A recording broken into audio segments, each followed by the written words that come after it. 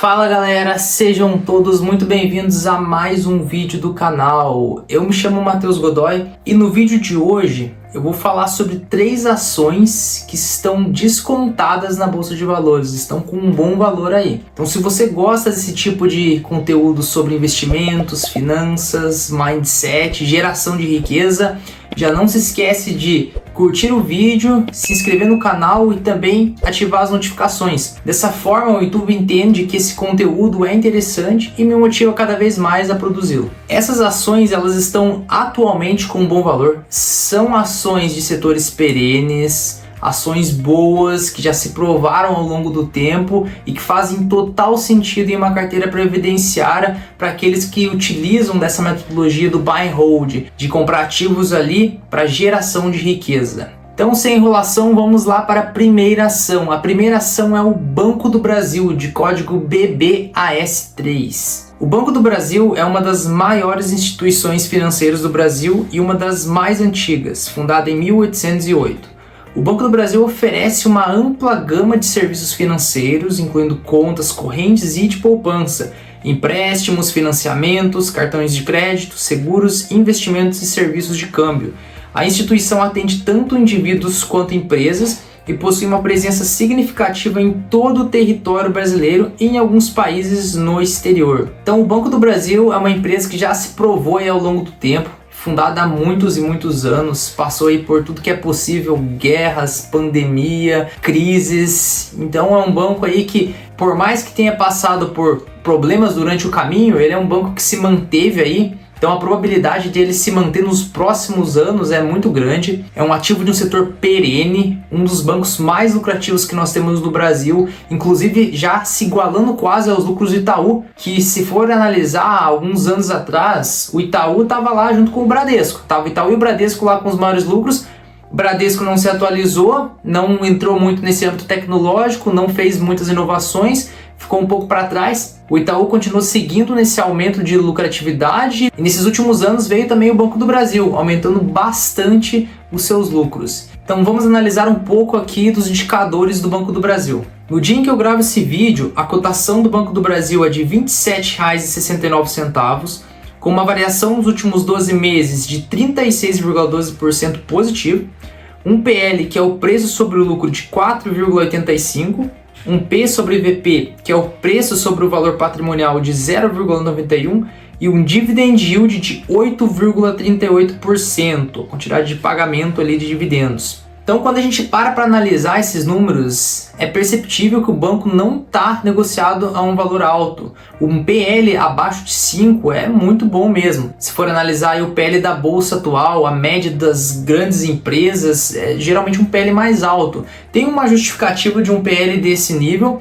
Tem também a questão de como o Banco do Brasil é um banco estatal, ele já tem essa parte estatal embutida no preço, então ele já tende a ser um pouco mais descontado pelo preço estatal ali. Mas quando a gente para analisar também os lucros do Banco do Brasil, fundamentos, histórico, ele não deixa de ser um grande banco e um banco que vem crescendo demais. Então, há um ano atrás, por exemplo, ele estava muito mais barato. Como a gente viu ali, nos últimos 12 meses ele cresceu bastante, mas ainda segue barato. Ele estava muito mais barato, chegou a valer o que a gente poderia chamar até de pechincha. Ali, um valor muito barato mesmo, mas é claro que se ele estava naquele valor, tinha todo um cenário macroeconômico que fazia com que ele estivesse naquele valor, mas que assim que esse cenário macroeconômico fosse reajustado, provavelmente ele também subiria e teria ali a cotação relacionada um pouco mais com os seus lucros. O PL, ele é um dos indicadores ali muito interessante para a gente avaliar com relação ao valuation.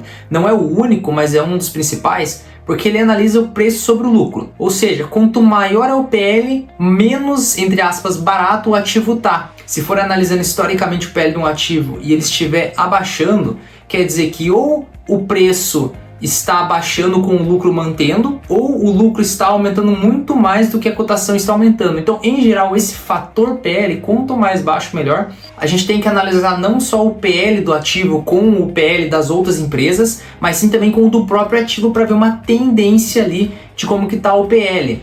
Da mesma forma, o PVP, ele pode ser um indicativo de um ativo estar barato. Um PVP abaixo de 1 quer dizer que você está comprando esse ativo por menos do que ele vale. Para ações não é um indicador tão útil assim como é para fundos imobiliários de papel, por exemplo, que são ali investimentos em dívidas em geral. Mas para ações, quando a gente vê um PVP abaixo de 1, principalmente para grandes empresas, a gente tem que dar sempre uma analisada ali para ver se faz sentido ou não. E em muitos casos pode ser que realmente seja uma empresa que não é boa, ou uma empresa que está passando por uma dificuldade, o que não é o caso do Banco do Brasil. Uma empresa que está tendo lucros aí recorde, está se reinventando e tem cada vez mais tendo uma participação significativa nos lucros das empresas bancárias. Então vamos analisar aqui também alguns outros indicadores. O PL, como nós vimos ali em cima, está em 4,85. Também um outro indicador bom é a margem líquida. Hoje a margem líquida está em 12,30, acima de 10% ali do Banco do Brasil. É muito bom, porque a margem líquida basicamente é o que realmente está entrando ali para a empresa de lucro. Um outro indicador bom também para analisar é o ROI. O ROI do Banco do Brasil está em 18,73% atualmente. É um ROI ali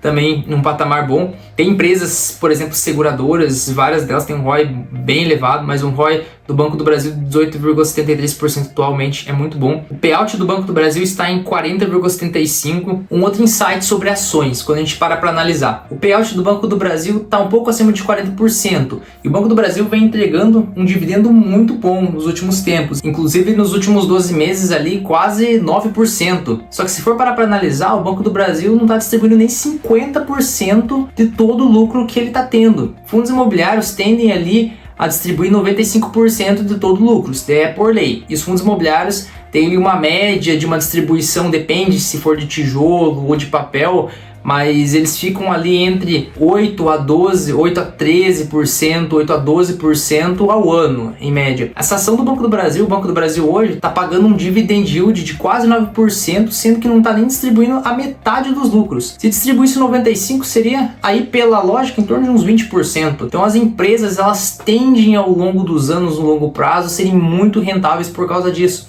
Elas conseguem distribuir bons dividendos, boas empresas, e ao mesmo tempo que elas conseguem cada vez mais crescer e posteriormente também pagar mais dividendos. O dividend yield do Banco do Brasil também hoje está em 8,38, já esteve mais baixo se a gente for analisar um gráfico histórico, mas é um banco que paga um dividendo muito bom. Ele paga ali várias vezes ao ano, inclusive geralmente as empresas tendem a pagar de forma trimestral, quadrimestral, semestral ou anualmente também. Tem algumas que pagam mensal ali, como o Itaú e o Bradesco, mas também não é um valor muito elevado esse valor mensal que o Itaú e o Bradesco distribuem. Então quando a gente para analisar o Banco do Brasil, ele distribui um bom valor de dividendo e várias vezes ao ano. Chega a pagar 6 vezes ao ano, por exemplo. Gosto muito da dinâmica de distribuição de proventos do Banco do Brasil. Segue aí com um dividend yield muito bom. Então, em geral, o Banco do Brasil é um ativo muito bom para uma carteira previdenciária, é de um setor perene, tem bons fundamentos, tem um histórico e faz sentido pelo menos estudá-lo para ver se encaixa na sua estratégia, se encaixa na sua carteira de investimentos. Nos valores atuais, pelo menos faz sentido dar uma estudada. Vamos agora para a segunda empresa. A segunda empresa é a ENGIE, de código EG3. A ENGIE é uma das maiores empresas globais de energia, com sede na França e presença significativa no Brasil. A ENGIE está envolvida na geração, distribuição e comercialização de energia elétrica. No Brasil, a ENGIE é a maior empresa privada de geração de energia, com um portfólio diversificado que inclui fontes hidrelétricas, eólicas, solares e térmicas. A empresa também atua em soluções de energia sustentável, eficiência energética e serviços relacionados à energia. A ENGIE é uma empresa muito boa também, que está em um setor perene, setor de energia,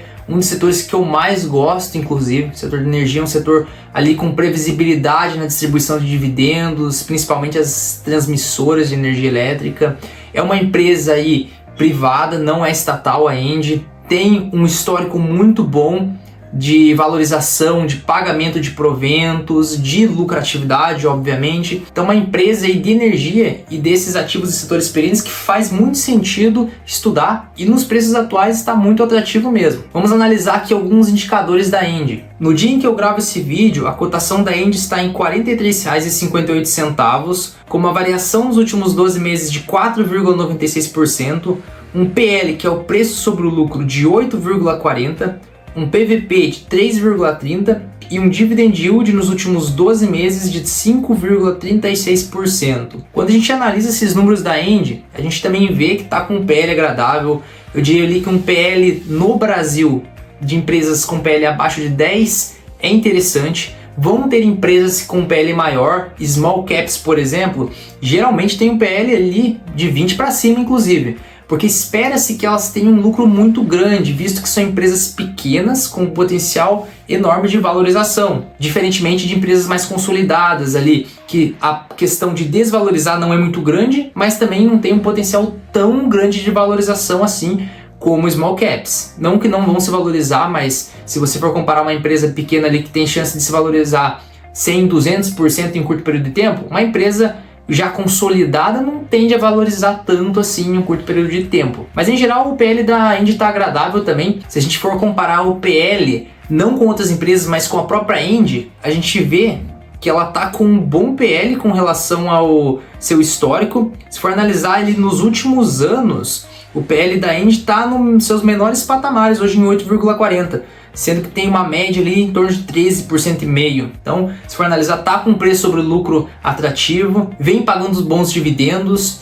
A Engie está num cenário que é interessante de comentar, que recentemente vem mudando um pouco, não a estratégia, mas vem mudando algumas ações ali na empresa para que consiga potencializar os seus lucros futuros. Então o que a gente está fazendo recentemente? Ela tem reduzido um pouco o payout dela. O que seria o payout? O payout ele seria a porcentagem que ela distribui do lucro total para os acionistas. Então se ela tem um payout de 50%, quer dizer que 100% do lucro dela, metade vai para acionista. Então a gente tem reduzido nos últimos anos o payout dela, mas tem uma razão e uma razão muito boa. Ela está fazendo investimentos para que no futuro consiga lucrar muito mais. Isso abre margem para venda das ações por parte de alguns investidores ali que não gostam muito dessa ideia de reduzir um pouco o dividendo no curto prazo. Mas para quem pensa a longo prazo é muito bom, porque a gente consegue comprar um pouco mais em conta e também no futuro a gente vai ter um recebimento muito maior de dividendos. Espera-se isso pelo menos, nada é garantia, mas é a tendência se a Engie fizer bons investimentos. Outros indicadores interessantes da Engie aqui de analisar é a margem líquida. Margem líquida de empresas de energia tende a ser alta. A margem líquida da Engie está em 40,52, é uma margem líquida excelente. Em geral sempre teve boa, tem uma média ali de 25, mas 40 realmente é uma margem bem expressiva. Em empresas de energia geralmente tem uma margem elevada. Por isso que eu gosto muito de empresas de energia. Essa margem é algo bacana porque você vê o que está entrando de dinheiro ali para a empresa mesmo. O ROI da Engie também um patamar muito bom de 39,26. Tem uma média aí de ROI de 30, é um valor bacana também. Lembrando que o ROI é o retorno sobre o patrimônio líquido. Então ele mede ali o retorno sobre o capital próprio de uma empresa. Então quanto maior é esse indicador, melhor é. Quanto maior é o ROI, mais a empresa está conseguindo utilizar ali o dinheiro dos acionistas, por exemplo, e para gerar valor para a própria empresa e também para os acionistas. O dividend yield da empresa também, um outro indicador interessante de a gente dar uma olhada. Ele está ali em 5,34, como eu havia comentado, uma média de 5,99, ali praticamente 6%. E ele obviamente que oscila, o dividend yield de empresas ele oscila, até porque os lucros oscilam, o payout pode oscilar, em um determinado ano pode ter um capex maior, enfim, pode ter algumas estratégias ali, mas é um dividend yield muito bom, então paga ali um dividend yield atrativo. Em 2018 pagou muito. Então só para vocês terem uma ideia de como que funciona essa questão do dividend yield, se você tem, por exemplo, R$1.000 investidos na Engie, e a Engie está com um dividend yield de 12% ao ano, só para facilitar um pouco o cálculo, ela teria basicamente 1% ao mês. Se ela está com um dividend yield de 12% ao ano, é 1% ao mês. Se você tem R$1.000 investido, isso reflete em R$10 ao mês. Claro que a Engie não paga mensalmente, e a Engie nem paga 12% ao ano, mas só para facilitar. Num cenário desse, você estaria conseguindo ali em torno de uma faixa de R$10 mensais, só que aí a gente teria que avaliar isso no intervalo de um ano pelo menos para fazer mais sentido. E se a gente ainda avaliar um outro indicador interessante, que é o lucro sobre cotação, a gente vê que atualmente a cotação está um pouco abaixo ali do que a empresa tem lucrado nos últimos tempos, aí no último ano. Esse indicador ele é interessante por quê? Porque em geral a cotação ela tende a acompanhar os lucros. Por isso que é interessante de sempre comprar boas empresas com bons fundamentos que vão lucrar cada vez mais ao longo do tempo. Porque por mais que tenha oscilações no curto prazo na bolsa de valores, tem pessoas comprando e vendendo a todo momento, cenários macroeconômicos que impactam, no longo prazo isso tende a ser corrigido. Nunca é linear, sempre vai ter a cotação ou o lucro se movimentando primeiro, subindo antes, mas em geral sempre eles tendem a se encontrar. Então agora a gente está em um cenário aí atrativo também porque a cotação está um pouco abaixo do lucro da Indy. E agora vamos para a terceira ação. A terceira ação é a Sanepar de código SAPRE4. A Sanepar, ou Companhia de Saneamento do Paraná, é uma empresa brasileira de saneamento básico. A Sanepar é responsável pela prestação de serviços de abastecimento de água, coleta e tratamento de esgoto no estado do Paraná. A empresa trabalha para garantir o fornecimento de água potável de qualidade e o tratamento adequado de esgoto, contribuindo para a saúde pública e a preservação ambiental. Então a gente percebe também que a Sanepar faz parte daqueles setores perenes que a gente chama, aqueles setores que são anticíclicos,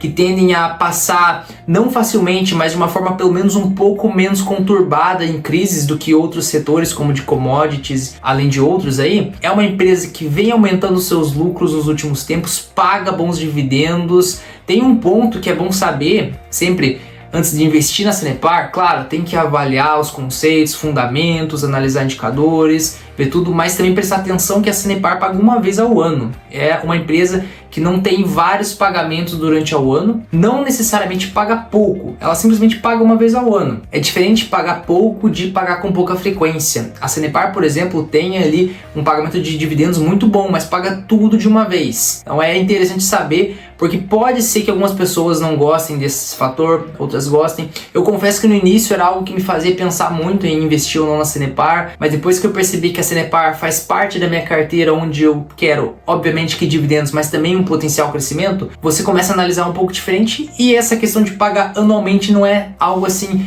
tão relevante. Então vamos analisar aqui alguns indicadores da Sanepar agora. No dia em que eu gravo esse vídeo, a Sanepar está com uma cotação de R$ 5,81, com uma variação nos últimos 12 meses de 46,74%, um PL, que é o preço sobre o lucro, de 5,62%, um PVP de 0,87 e um dividend yield nos últimos 12 meses de 5,31. Outra empresa que a gente consegue analisar ali pelo PL que está descontada, um PL de 5,5, abaixo de 10, como eu comentei com vocês, é uma empresa que está com um valor atrativo, então a Sanepar aí passa nos critérios. O PVP também abaixo de 1. É difícil de encontrar boas empresas com PVP abaixo de 1, porque em geral o PVP não é um parâmetro muito adequado ali para analisar ações, mas fato é, se você compra uma ação com PVP abaixo de 1, você está comprando uma ação por menos do que ela vale. Faz sentido também avaliar esse indicador, mas claro que não unicamente ele não faz muito sentido ser avaliado de forma única. É interessante atrelar outros indicadores, e é por isso que analisar ações é um tanto mais complexo de que analisar fundos imobiliários. Não tem como com apenas um indicador você cravar se uma ação, se uma empresa está cara ou não. Mas fato é, a Sanepar está em um bom momento, está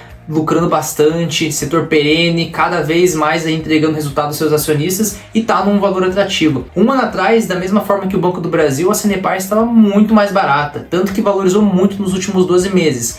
Mas ainda está em um valor atrativo. Quando a gente analisa ali a margem líquida da Sanepar, a gente percebe que está em 23,91%, mas mais do que isso, ela está em uma tendência de subida, e se for pegar num histórico um pouco maior ali de 10 anos, está em um bom valor, então está num dos maiores patamares de margem líquida. Isso é muito bom. A margem líquida, como eu comentei antes, é interessante de sempre ser analisada, porque empresas com margem líquidas baixas tendem a passar por algumas conturbações, a depender do cenário macroeconômico ou também da própria empresa. Trabalhar ali com margens líquidas baixas não é tão interessante. Eu particularmente não gosto, acho que para uma carteira previdenciária não faz tanto sentido assim optar por empresas que têm um histórico de trabalhar com margem líquida baixa. O ROI da Sanepar também ele está em 15,44%, acima da sua média histórica de 13,37, um ROI interessante também para uma empresa de saneamento. E quando a gente analisa ali o PL da Sanepar, a gente percebe que ele também está abaixo da média histórica. Já esteve ali em 2022 um patamar menor, mas ainda está um PL atrativo. E por fim, o dividend yield está em 5,31, A Sanepar tem um histórico de bons pagamentos de dividendos, tem ali uma média muito boa, ela consegue atrelar crescimento e também distribuição de proventos, uma empresa muito boa. Vejo muito potencial na Sanepar, acredito que é uma empresa aí que nos próximos anos tende a crescer. A gente precisa de saneamento no Brasil e a gente ainda está numa situação muito precária quanto a isso, tende muito a evoluir. Então é uma das empresas que eu vejo muito potencial, está em um bom momento ali para investimento, mas vale você analisar se para você faz sentido, entender quais são os fundamentos da empresa, entender se ela encaixaria na sua carteira e se encaixaria se nos preços atuais faria sentido com base nas suas proporções ali de ativos. Então pessoal, basicamente esse foi o vídeo de hoje. São 3 empresas muito boas que faz total sentido pelo menos estudar, uma aí de energia, uma de bancos e uma de saneamento. São 3 empresas de setores perenes, empresas aí que já se provaram ao longo do tempo, que têm ótimos históricos, mas mais do que isso tem uma boa tendência de continuarem a lucrar no futuro também. São empresas que passaram por muita coisa, então provavelmente daqui 10, 15, 20, 25, 30 anos estarão aí ainda lucrando cada vez mais, fazendo com que seu patrimônio cresça, com que sua renda passiva aumente. Então são empresas que faz total sentido estudar para ver se encaixa ou não na sua carteira de investimento. Se você gostou desse tipo de vídeo, não esquece de dar o like, se inscrever no canal, ativar as notificações para que você não perca nenhum vídeo. Espero que você tenha gostado, que tenha contribuído para você de alguma forma. Fique com Deus e até o próximo vídeo.